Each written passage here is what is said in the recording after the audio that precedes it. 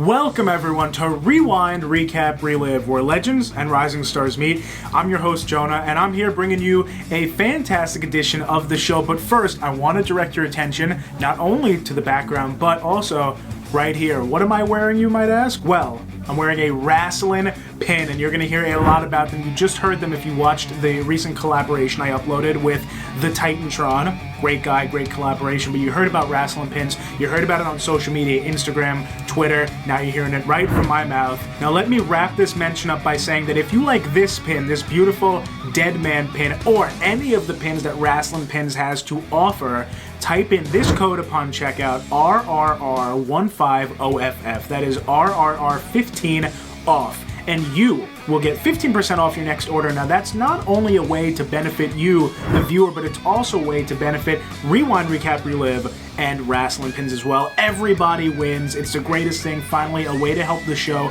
other than just clicking that subscribe button. Make sure you do that too. But this is a great sponsorship. Can't wait for you guys to get all these exclusive deals, giveaways, offers, etc. You're going to hear about Wrasslin Pins throughout this episode, so keep your eyes open. But let's get in to this episode. This week on the show, we've got coming on Mr. ROH Superstar K-I-N-G, Mr. Kenny King, on with the Renaissance Nicholi White. And I really love this episode. We talk Impact Wrestling, we talk Ring of Honor, we talk the Beatdown Clan, we talk Kenny's thoughts on the Hurt Business right now, which is kind of an interesting perspective.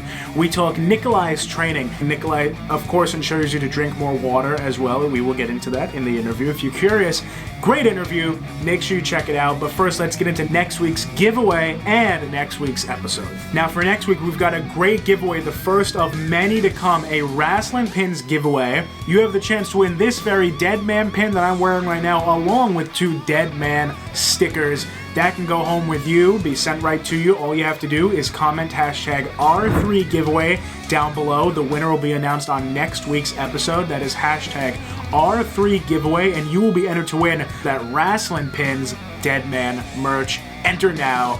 Maybe you'll win. Good luck. Now, we just talked about the giveaway. What is coming up for next week's episode, though? Where are you going to see your name announced if you won? Well, next week, we've got a real treat for you. I'm telling you, this one is fantastic. I had so much fun getting this done. It took a little bit of time because it's so much talent in one episode. It is Black Dynamite, current GNW World Champion. That's right, Jeremy Prophet, who's been on some amazing Friends of the shows. We've got fellow podcasters who always have Jeremy on. Jeremy is a real treat, great speaker.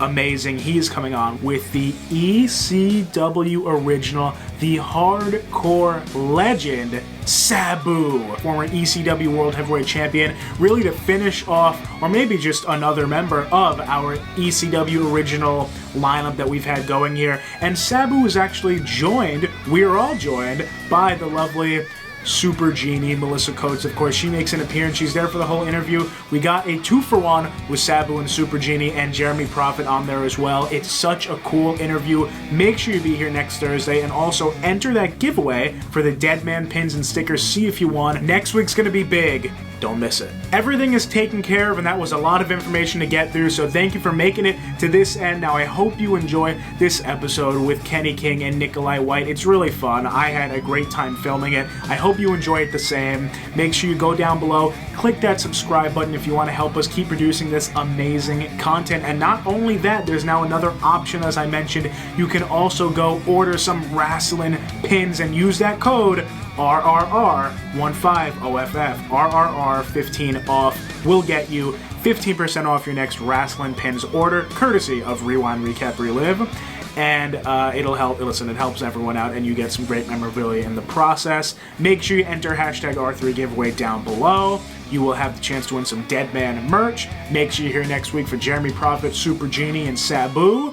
And I think that's everything, guys. Thanks for tuning in again, and please, please enjoy, and I will see you soon.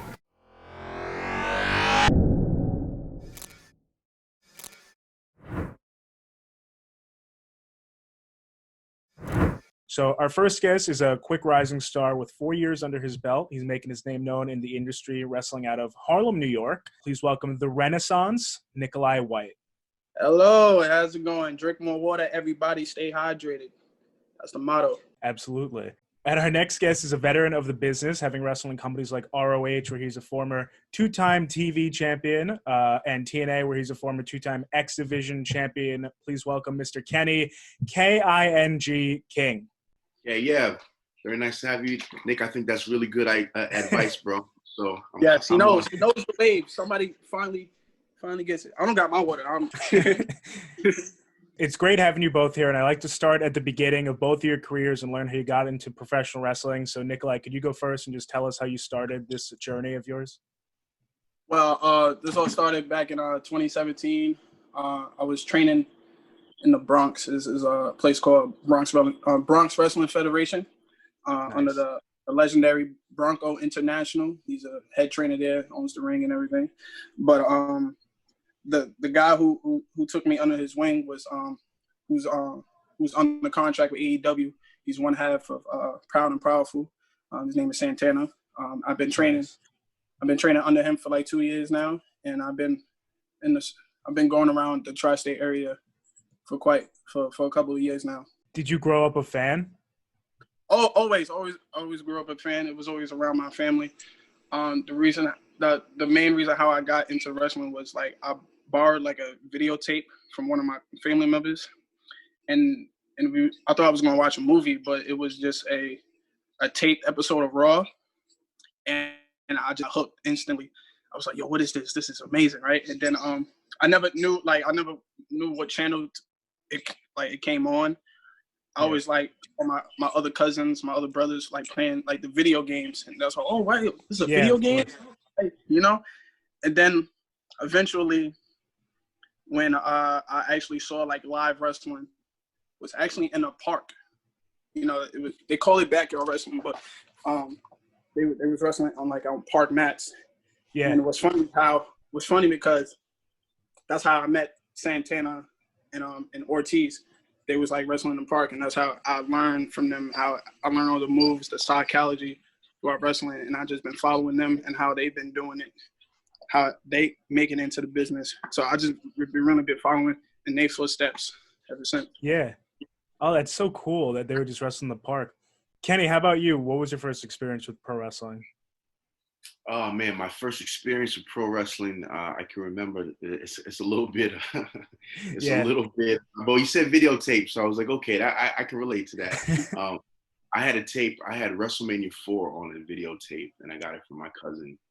And I can remember watching Demolition versus Strike Force, and it was hooked. Like, what the hell is this? Yeah. Tag team wrestling. And just my whole life, man, watching wrestling. I mean, the Attitude Era, switching between Raw and Nitro. I played football like my whole life, and I can remember getting into it with my dad so many times because he's like, "That's Monday night. You should be watching football. You should be watching Monday Night Football." And I'm watching Raw. I'm watching Nitro. I'm doing all this other stuff, So, and then that was just. I never wanted to be a pro wrestler. I never thought that was going to be something I did until Tough Enough. I was in the second season of Tough Enough, and I remember seeing the first season thinking, oh man, those dudes are athletes and not even good. I can do that. And then I can remember walking on the I just moved from Florida to transferred actually schools from USF to UNLV to play football, and I can remember that first semester walking around campus and open up the newspaper, and there's a big old ad that says Tough Enough too. So it was like a sign from God, like, hey man, put your money out there. Oh, that's amazing. And to transition to training when you got into wrestling, did you train before you went on to Tough Enough? No, I'd never been in a wrestling ring before Tough Enough. I'd never done anything for it. So I was literally transitioning from football into wrestling. So how was that experience of Tough Enough?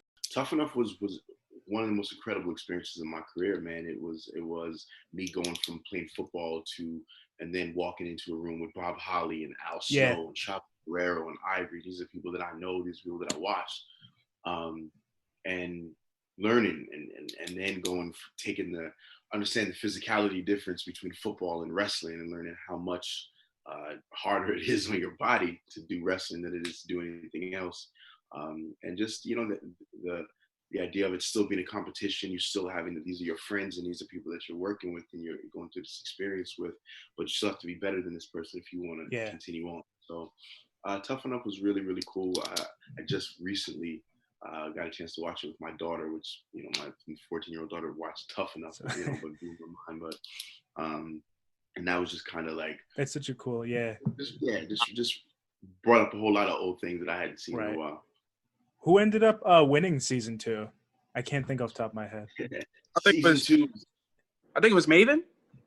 No, that was Maven one. Was one, yeah. Oh, season Maven was the controversial one. It was Jackie Gate and Linda Miles. So.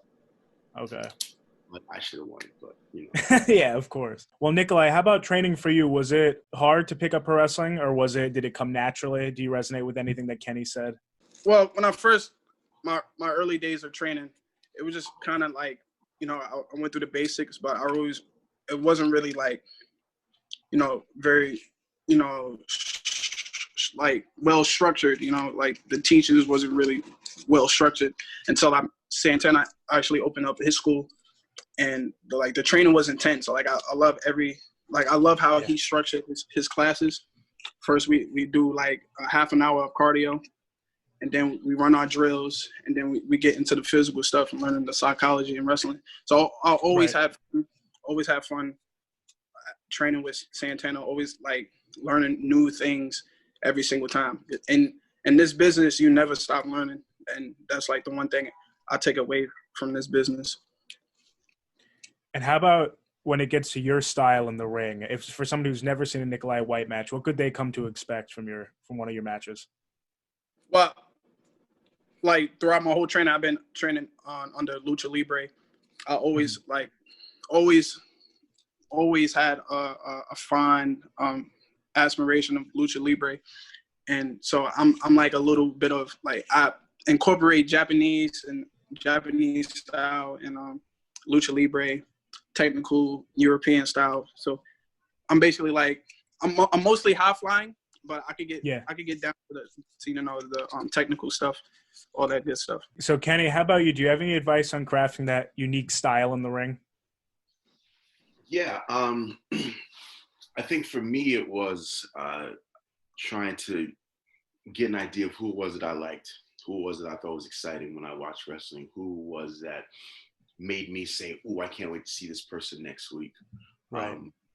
For me, that was a combination of like guys like Rob Van Dam, guys like, I mean, even back then, I was a big fan of AJ Styles. Like even at the beginning of my career, I would catch him in the wild side, right? Yeah. So guys like that, who Jerry Lynn, Taz. I mean, I was a big ECW guy, so that's really what I watched. That's awesome. Yeah. So I was a roof progression guy. That was my era. I mean, for me that's the best WWE time. You know, the Attitude Progression period. Agreed. Yeah. For me, what really, I mean, I would go around telling people, and this is when I was in high school, oh man, ECW is not like WWF, it's real. You know what I'm saying? That's how sucked in I was to it. But so when it came to my style, I was really just thinking about what are the things that I could do athletically versus the things that I've seen, and what is it that I could do that I would want to see, you know, that I would want to show somebody and say, man, this guy's a good wrestler. He can do X, Y, Z, or this is the kind of things that he can do. And you mentioned Rob Van Dam. You ended up fighting him a few times in TNA, right? Yeah, and winning the X Division Championship from him. I mean, it was it's one of those crazy moments in your career, because to me, those matches between Rob Van Dam and Jerry Lynn, that set the tone for what ECW really was, and what the difference was of what ECW and so many different and WWF and WCW at the time. Right. So getting an opportunity to work with both. I mean, I worked with Jerry Lynn also, and getting a chance to work with both of them, and then getting an opportunity to actually wrestle Rob Van Dam for the X Division champion. I mean, the 10-year-old, 14-year-old kid in me was like, yo, exploding, right? And it's those things that, those moments in your career, and this is just some game for you, Nicholi. Those moments in your career, man, don't ever take moment and take inventory of those. Really, really enjoy those. Really, really, you're not supposed to mark out or whatever, but really take those time to appreciate and enjoy. Look around and say, damn, this is something that I would have dreamed about doing, and I'm actually doing it. And Mm-hmm. and I did that during that whole time. That's dope. That's great advice. I appreciate that. So speaking of ECW, Nicholi, you've wrestled in a couple promotions like One Division, but you've also wrestled in CZW, right? CZW, yeah, for Dojo Wars. I was there for like a couple of months. Yeah. How was that experience for you, somewhere like CZW? We hear so many things about it, a lot of like the whole attitude of it. How was that for you? Well, since I was like in the sort of like the training aspect, like people just learning how to like structure a match and how to play into the crowd. I remember my first match was with Young, Dumb, and Broke. And those are like the up and coming guys who's on the rise right now in the indie circuit. So it was a fantastic match. I appreciate that match. We had great chemistry, and I enjoyed my time there. I wish things would get back. Things can't really, you know how it is. Right. Yeah. No, of course. So moving back to Kenny, I feel like for me at least, I knew you more with your second run with Impact, and I come to find out that you had a first run back in 05 and 06. How was that experience for you back in that time, early day TNA? Well, I just moved at that point, I moved back to Florida from Las Vegas, really for more opportunities.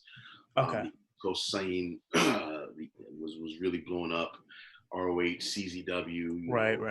Mid-South, all of those promotions were really, really blowing up. And I was like, I don't want to, I had to move somewhere that was close enough so that I could get those opportunities. And I moved back to Florida. And it was somebody that was actually on Tough Enough for me, a girl named Jess Ward, who's actually married to Tommaso Ciampa right now. Nice. Weird wrestling connections, but Jess is like one of my good friends, and she was doing like production assistant and like doing like backstage production stuff for TNA at the time. And when she found out that I moved, she was like, "Hey man, I'll be able to get you something." My first spot I think was just doing extra work, and I got smashed over the head by a trash can by Raven, and and that's just kind of how it goes. You do something. Somebody says, "Oh snap, that was good. Could you do that again?" And then you do it again, and then the next week after that, I'm wrestling Abyss. The week after that, I'm wrestling Ron Killing. So it was definitely that period of time for me was more about learning. It was more about just kind of getting my name out there and getting people to kind of see what I could do in really small, short squash matches. Did you look around at that point, since you did come back later, and think that was a place that you wanted to go back to at some point? I'd always been a fan. I'd always felt like, at one point they really, really were the true alternative in pro wrestling. And it was always, especially at that time, Spike TV and Hogan and Bischoff had just come in. They were really trying to make this, another war again, however many of those have been. But I was really excited. Just because, I'd had an experience there, and I felt like I had unfinished business. Yeah, of course. So let's get into some character development now. I want to hear about the Renaissance, Nicholi White. So how did you develop that persona that you're using right now, and the Drink More Water, of course? Let's hear where all that came from. Well, the Renaissance is just basically an alter ego of mine. The Renaissance is basically, I'm the Renaissance man. I could basically do anything. So I could do music, I could act, I could model, I could do basically every form of entertainment that's out there. So the Renaissance. And the catchphrase, "Drink More Water," I'm a big fan of music. My favorite rapper I was listening at the time, and how I got the catchphrase going, it was this guy named Mick Jenkins. And he has this mixtape called The Waters. And he had this concept of, drink more water, we flowing like water. And then I just took that, made it into my own. And then I started to study like guys like Bruce Lee, and he had this quote called "Be Like Water," and I just took that and ran with it. So that's basically how I came up with my character. How do you continue to build on that character? Where do you see it going forward? Hopefully, the character can like reach. I want the character to reach with the little kids, because I want it to relate to everybody. Just drink more water. You want to stay healthy. You want to be alert, flow. That's what I. Of course. I'm trying to get at. I could see a lot of cool ways that could go. Yeah. Mm-hmm. Kenny, could I go to you now and ask about the Kenny King persona? Because that was a name you used early on in your career too. When was the first time you came up with it? The name actually kind of came from, I went through a couple different names early on. I was Tough Enough Kenny. Yeah. However many, but that's how I was getting the booking. Were you the only one who took that and ran with it? Sorry, the Tough Enough name. Were you the only one who kind of put that with your name? No, I wasn't. But see, what made it different for me was after Tough Enough, I didn't take another indie booking for a whole year afterward. So there was a school that I trained at in Vegas that I trained with Scott Casey, the guy who trained Booker T. I actually trained with Nick Bockwinkel. So I trained for a whole year in doing shows for no pay in a small warehouse behind the Rio Hotel Casino. Every Friday we would do shows, or Saturday we would do shows. And because I noticed that there was people that were from the Tough Enoughs before me that would just say, "Hey, I'm Tough Enough Rick," or "I'm Tough Enough Robin," and they would be terrible. Oh, okay. And then everybody from Tough Enough would be like, "Oh, that person's whack." So I didn't want that to be me. So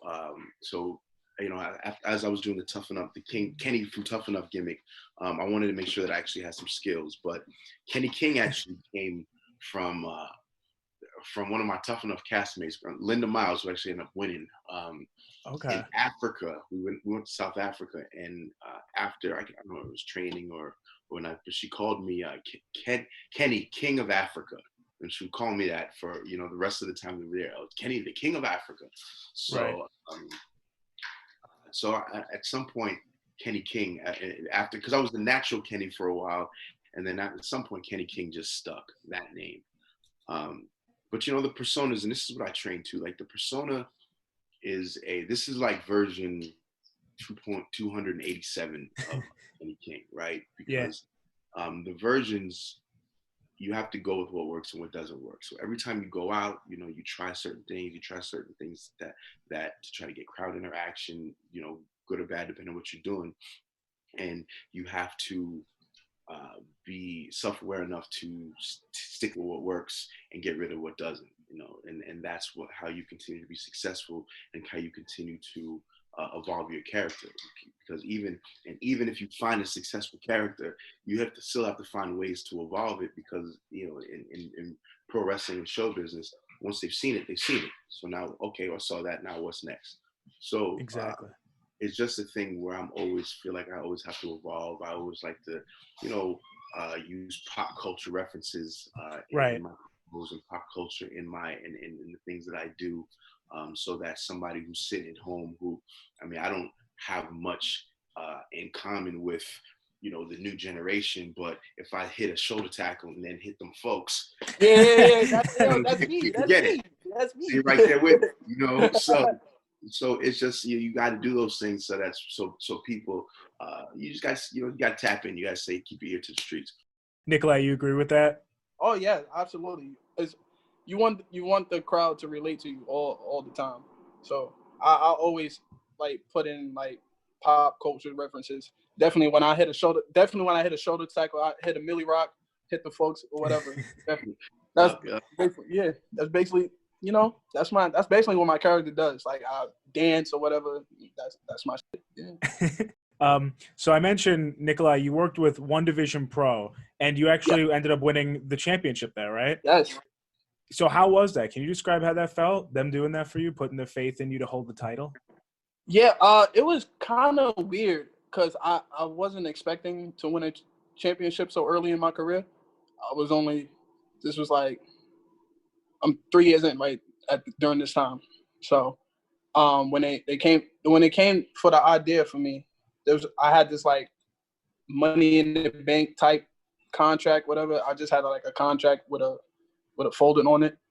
So basically I can challenge for the championship.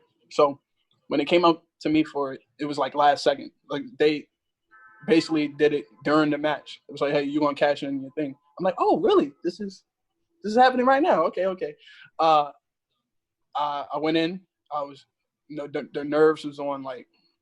I was okay, I'm about to win my first championship. When it was and then I went into the ring, cashed in. I hit my finisher, 1, 2, 3, and I grab that championship. It was kind of exciting. It was kind of exciting because I was confused and excited. I was like, wait, hold up, I'm supposed to have this right now, or like what is going on right now? So mixed emotions everywhere, but it was definitely a proud moment of mine. Everybody congratulated me, friends, family, my colleagues. It was dope, and it was like on the last day of Black History Month, which is kind of ironic. That is. Wow, that's great. Like that. Yeah. Kenny, do you relate with your first title win?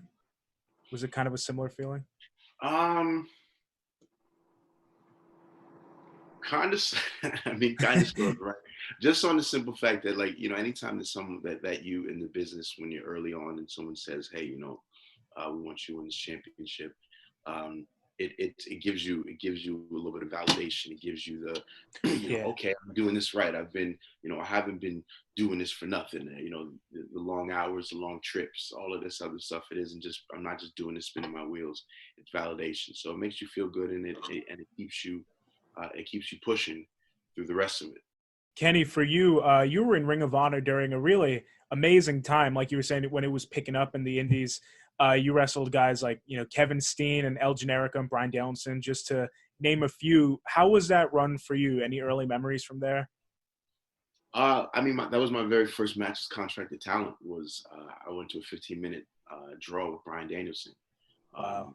Gabe Sapolsky was like, all right, well, this is your first night. We're not, there's no days off. Nobody cares. This is your first night. Right. Let's see what you can do. So it was, at that point especially, right, Ring of Honor was a Shark Tank. It was the best of the best. Everybody's still, stylistically, everybody was bringing different styles and the top of different styles. So it was a situation for me where it was sink or swim. It was like, okay, I wanted to be here. I wanted to prove that I could be here and thrive.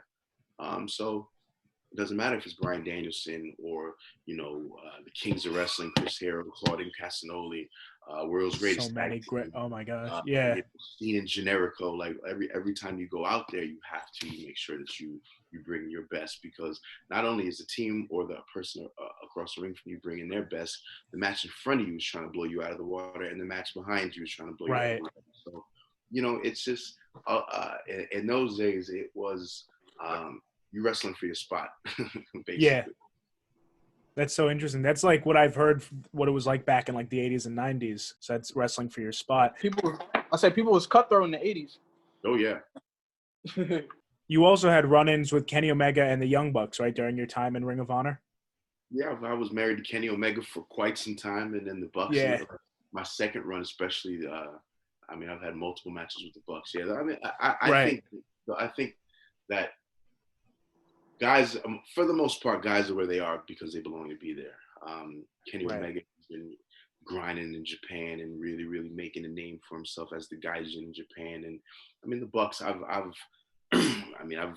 probably been wrestling alongside the Bucks now, 10, 11, 12 years, whether on same shows or even, as opponents. And those dudes, their work ethic, and just their creativity for the business, it speaks for themselves. That's why they are in the spots that they're at. And for you right now, what's happening with AEW, we just saw Kenta debut in AEW. So I want to ask you, can we see Kenny King make an appearance maybe if this collaboration reaches that far with you and ROH right now?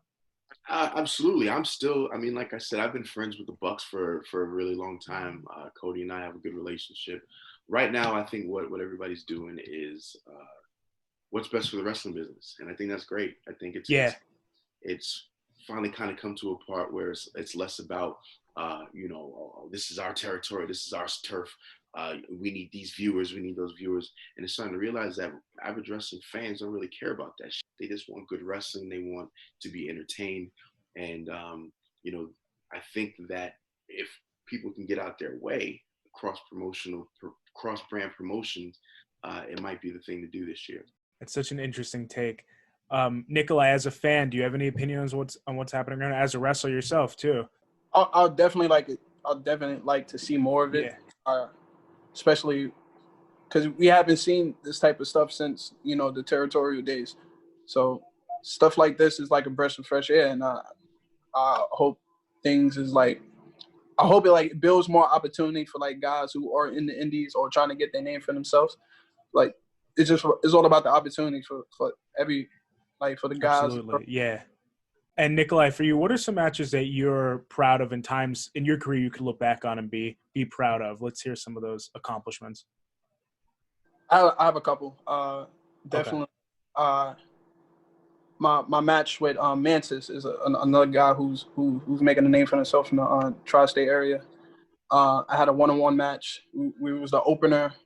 The crowd was hot. It was like, I think it was about 100 people in there, and we just blew the roof of his place. And I remember like coming from the back, and people was telling me, "Yo, that was like the best opener this promotion ever had." So I was pretty proud of myself for that. And it was another one. I had a triple threat with the same guy and the other guy named Ghost Shadow. Now this one, it was like a sold out crowd. Like people can't really come into the venue. It was like 300 people in there. Who packed? Yeah. Packed. And I remember like after the match, I lost the match, but I remember people was chanting "Drink more water," and I think that was like the proudest moment I had. I'm like, okay, people was really enjoy my performance, and that just made it very special. Yeah, and Kenny, same question for you there. Proud moments. You've had such a storied career. What are some matches that ring well with you? Wow, storied career. That makes it sound like I'm almost done, bro. I ain't doing that. Storied career and still going. Man, I always like when I go back and just kind of just watch matches that I enjoy. I always go back to my matches with Zima Ion and TNA. Yeah. So like all of my matches with Zima were so good. They built off of one another. All of those were really good. My feud with Rob Van Dam, right. Just for me, just to win the X Division Championship from him. More recently, I feel like my feud with Jay Lethal, my best of 3 series with Jay Lethal, probably even better than that was the one that me and Jay had in Toronto for the title. We went about 30 minutes and we went crazy. Match with Shane Taylor recently, very good. So, yeah. I feel like I'm putting out high quality H2O. Yes.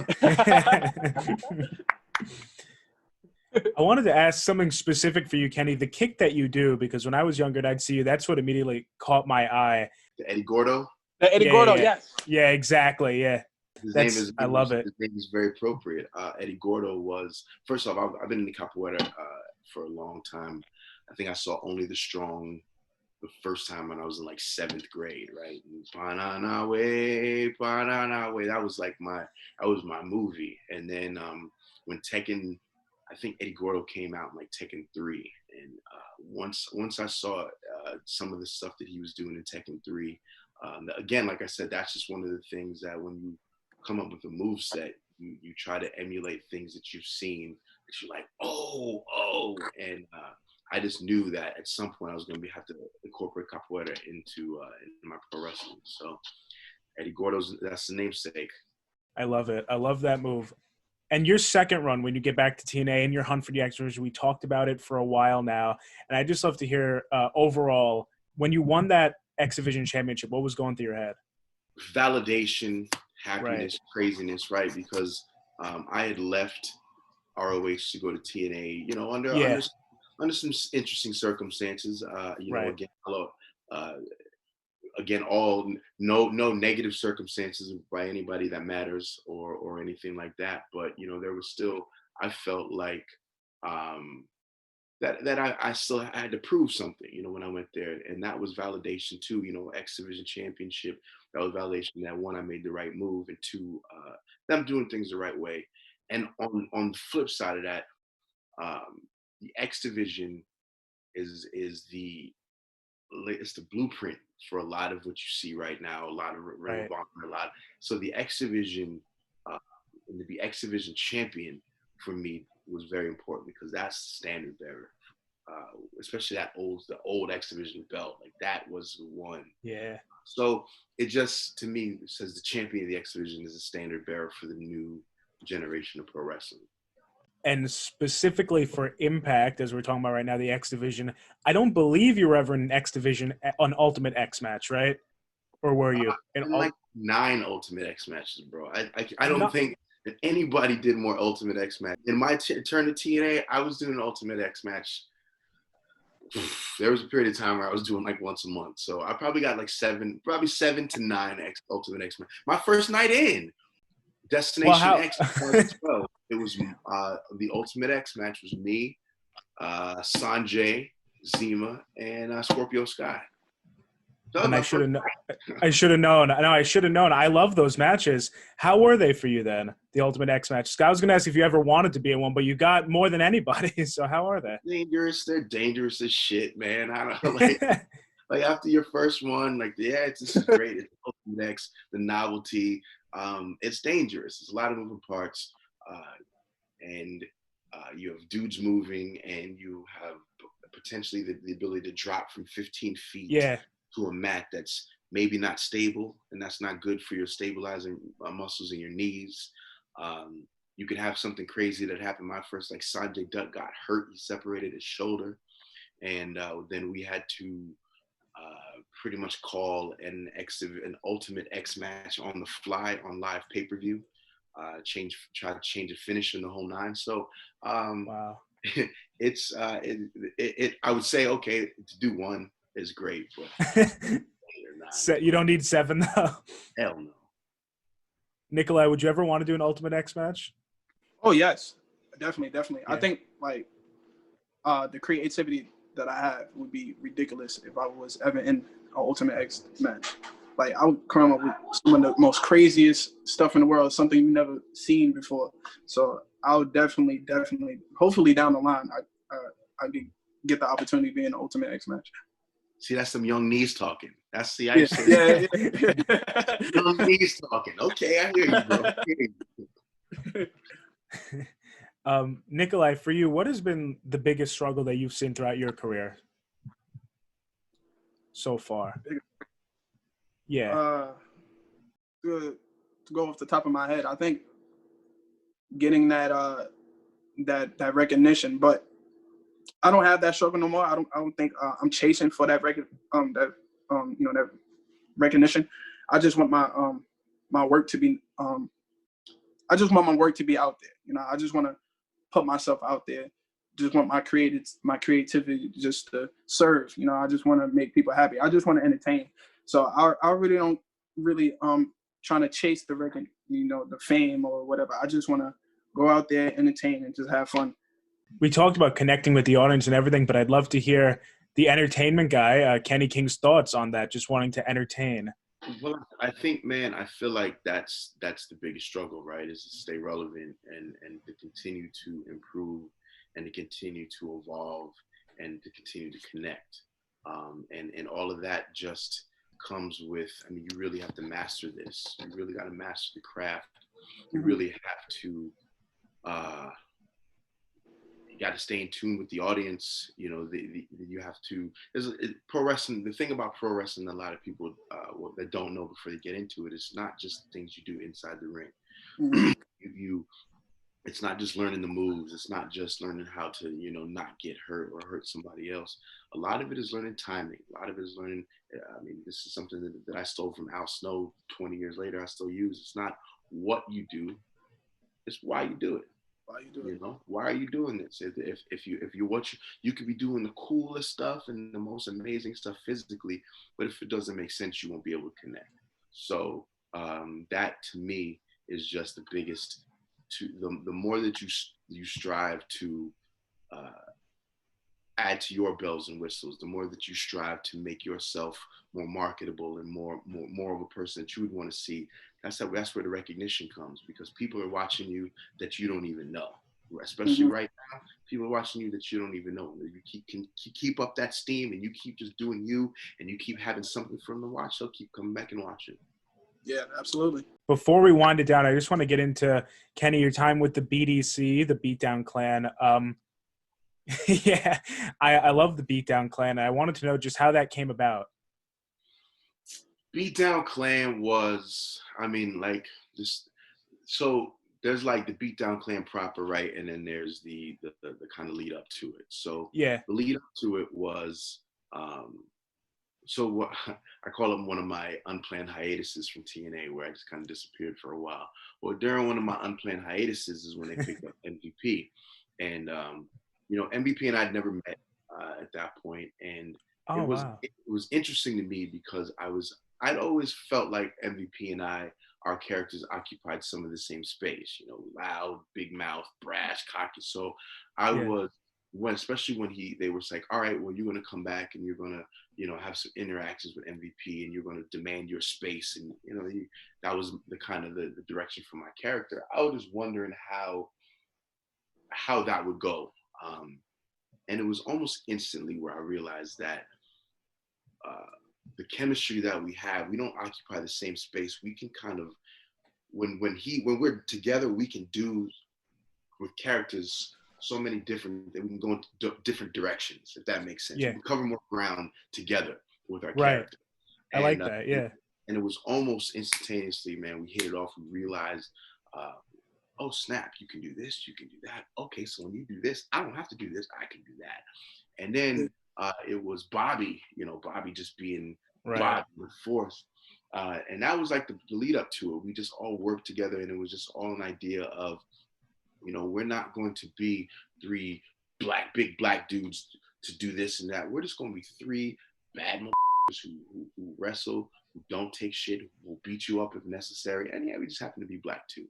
And that was the whole, just the whole brain tank behind it was we're going to throw all these things out and just see how it goes. And then the BDC thing, just with when we added Joe and Loki, it's just one of those weird things where you get to, when you actually work with your friends and you get to actually work with your friends, because we all friends, and we for the most part, we're wrestling's Wu-Tang anyway. All we did was listen to hip hop and pop shit. So we're just trying to figure out how can we make money doing this, and how can we kind of introduce our natural friendship and our natural chemistry in the way that we see things into work. And going way too soon, because the Beatdown Clan was really something. Yeah, it was. Do you have any thoughts on the Hurt Business right now? Have you seen any of the work they're doing on Raw, MVP and Lashley? Yeah. Of course, it's amazing. Yeah. It's just a natural extension of what we were doing. That's what I thought. Yeah. I couldn't be happier for them. I'm proud of, these are all guys that I know and love, MVP, Shelton, Bobby, Cedric. So it is literally just a natural extension of what we were doing. And that's why it's successful, because it's the same principles, it's the same basis, and people love it for the same reason. So more power to those brothers. I'm happy for them. Yeah. Could we ever see you? I know I asked about AEW, but since Tough Enough, have you ever tried to head in the WWE direction? Yeah, I mean, there's been a couple of times. 2012, before I went to Impact, the biggest issue has always been for me. I've got now a 14-year-old kid, and I live in Las Vegas, joint custody. So the issue in 2012 was moving away and kind of, having to move to Florida and all of those things. 2012 and really 2016 too. Well, 2016 was kind of like, all right, well, we're kind of ready to have you come, and it just didn't work for me, leaving my kid to go and not necessarily, be as active as I am now. It just kind of wasn't worth it. So I was able to everything that I've done in wrestling, I've done based off of my ability to be a father also. So, but things are different. I'm about to get married. Congrats. Before I'm too old, before I'm too old, I'll be able to slide over there. We'll see what happens. But right now, la Faccion Ingobernable por vida. For Nikolai, last question for you, Nikolai. If you had a free ticket to any company right now, which one would it be? Ooh. Loaded question, I know. Yeah. Loaded question. Yeah. It's different between the two, like AEW and WWE. If I want like creative freedom, I will definitely go to AEW. But if I just want like people, if I want more eyes on me, I go to the E. But mostly I'm leaning towards AEW. Yeah. For Kenny now, your future, as you said, it is a storied career, but you're nowhere near done. So what could we expect? You're killing it right now in ROH. What can we expect for your future? Wrestling Nikolai White. That's nah. yeah. Well, you know, I'm taking on all comers. Nikolai White is on my list now. Yes. You know, I've formed one of the, I mean, I don't know, you can call it a super group if you want to, but it's definitely one of the most loaded groups in all of professional wrestling right now. Myself, Dragon Lee and Rouge, La Faccion Ingobernable, Bestia del Ring. So we were able to take some of the hottest dudes from Mexico, from Lucha Libre, from Japan, and put them together in one situation. And that's what we're doing. We housing everybody in Ring of Honor. Pretty soon we'll have all the championships, and 2021 will be ours. And then we'll worry about what happens in 2022. And that's your humble opinion right there. 2020. And then last question, final question. Do you have any advice for Nikolai as he continues his career in pro wrestling? Keep going. Yes. You know what I'm saying? Don't stop. This is it's a journey, man. It's a roller coaster. It's hard. I always ask people straight up, like on the first day, why do you want to do this? Mm-hmm. And it really, their answer doesn't matter to me as long as it's not, I want to be rich and famous, or I want to be John Cena or whatever. Right. Because this is a lonely, mean, hateful, ugly, beautiful, fulfilling, lovely business all in the same time. And nobody's going to understand, girlfriends, bosses, family members, nobody's going to understand why you got to drive 4.5 hours to put on spandex to go beat up your friends and then get up for work in the next morning. Nobody gets us but us. So there's going to be, you know, if this is what you want to do, then I can already hear the passion. I can already hear the determination. So continue on, man. Find every avenue and every available place that you can do this, because every time you step in the ring, you get better. Every time someone critiques you, get better. Your goal should get better every single time. Don't listen to no bullshit from anybody else. People are going to tell you all kind of shit. People are going to tell you things because they know you're better than them and they're trying to slow up your progress. Just stay true. Find you some good people, some people that you travel with that you know is going to tell you the truth about your matches, tell you the truth about what you're doing, and rumble, young man, rumble. Yes. Thank you. I appreciate that. You got it. Well, that finishes us off. Thank you both, Kenny, Nikolai. This was awesome. I hope you enjoyed it, and we're done the episode. All right. Appreciate it. Thank you. Thanks for having me. Hey, don't forget, drink more water. Hey, man, one more thing. This is a free game. If I were you, I would find a way to make this like your spinach or your Kurt Angle straps during your matches. You can find a way to drink water and fire up. Free game. Oh, it's a cool idea, yeah. Oh yeah. Well, yeah. I would take that in mind, definitely. Thank you. I hope you enjoyed that interview, and here I am again mentioning our incredible sponsors, Wrasslin Pins. Now, if you heard me mention them 2 times before and you're hearing this for a 3rd time, why haven't you already ordered some pins at this point? You are an hour deep in the episode. Go on your phone, order some Wrasslin Pins, and type in RRR15OFF upon checkout to get yourself 15% off. Courtesy of Rewind Recap Relive, of course, your next Wrasslin Pins order. Go to this link right here or in the description box below, and I'll see you soon. Woo! Messy Daddy, Boogie Woogie man feel good. I tell my people, my brothers and sisters, don't you dare miss online. Rewind, recap, relive. Oh yeah!